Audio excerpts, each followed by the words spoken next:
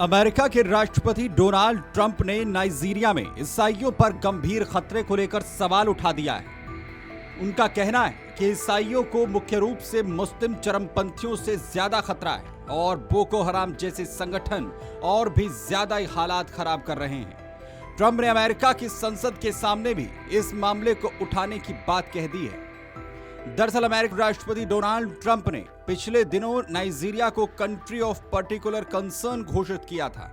उनका कहना है कि नाइजीरिया में ईसाइयों के खिलाफ लगातार हिंसा हो रही है, जहां हजारों ईसाई मारे जा चुके हैं। ट्रंप ने अपने सोशल मीडिया ट्रूथ पर पोस्ट कर लिखा कि नाइजीरिया में ईसाई खतरे में हैं और उनका सामूहिक संहार मुस्लिम चरमपंथी कर रहे हैं। उन्होंने अमेरिकी कांग्रेस के कुछ समितियों को भी इस मामले में जांच के निर्देश दे दिए हैं। दरअसल डोनाल्ड ट्रंप ने अपने बयान में नाइजीरिया को कटघरे में खड़ा करते हुए साफ कहा कि हमारे देश में या दुनिया में जहां कहीं भी ऐसे अत्याचार हो रहे हैं, वहां अमेरिका चुप नहीं बैठ सकता। ईसाई धर्म खतरे में है। इनके जनसंहार के जिम्मेदार कट्टर इस्लामी गुट हैं। हम तैयार हैं और जरूरत पड़ी तो पूरी दुनिया के ईसाइयों की रक्षा करेंगे। ट्रंप ने रेडिकल इस्लामिस्ट शब्द का प्रयोग भी किया, जो नाइजीरिया के चरमपंथी संगठन बोको हराम पर इशारा करता है। दरअसल नाइजीरिया दुनिया के 10 सबसे ज्यादा जनसंख्या वाले देशों में से एक है, जहां उत्तरी इलाकों में मुस्लिम और दक्षिण में ईसाई बहुल्य इलाके हैं। पिछले 15 सालों में बोको हराम जैसे चरमपंथी संगठन ने ईसाइयों और उनके पूजा स्थलों को निशाना बनाया है।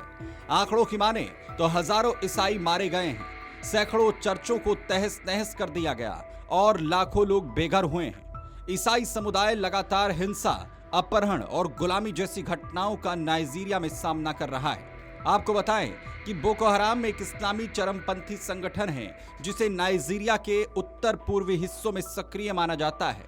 ये गुट पिछले 15 सालों से लगातार ईसाइयों के गांव, चर्च पर हमला करता आ रहा है। साल 2025 की शुरुआत में भी बोको हराम ने चर्चों, घरों और ईसाइयों के पशुओं को जलाने और लोगों की हत्या कर जैसी वारदातों को अंजाम दिया था। बोको हराम का निशाना लगभग हमेशा ईसाई बहुल्य बस्तियां होती हैं और हर हमला उनके धार्मिक केंद्रों पर केंद्रित रहता है। डोनाल्ड ट्रंप के बयान ने नाइजीरिया में ईसाइयों के हालात पर अंतर्राष्ट्रीय ध्यान खींचा है। उनका कहना है कि ईसाई समुदाय को मुस्लिम चरमपंथियों से सीधा खतरा है, जिसमें बोको हराम की भूमिका प्रमुख है।